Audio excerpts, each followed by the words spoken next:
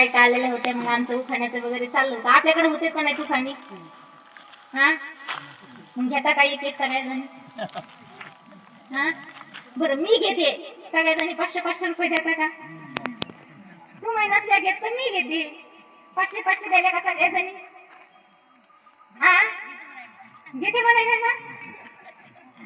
मी 500 कुणाला देणार नाही, पण मी घेत नाही कुणाला. मी माझ्याच पैसे ठेवते. तर बघा, आम्ही सगळ्याजणी बसलो, मग आता सगळ्याजणीचे नाव घेत घेत घेत घेत आले.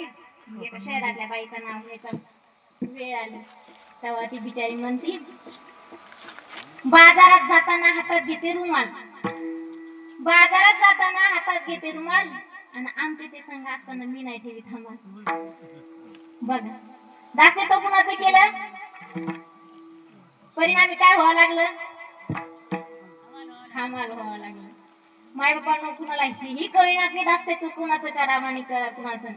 त्यामुळे जगद्गुरु तुकोबाराय सांगतात, बाबा रे दासते तू कुणाचं करा, संतांचं दासते तू करा. संतांचं दासते तू केल्याच्या नंतर तू साधू म्हणतो बाबा, संतांचं दासते तू केल्याच्या नंतर काय होईल? तर जगद्गुरु तुकोबाराय म्हणतात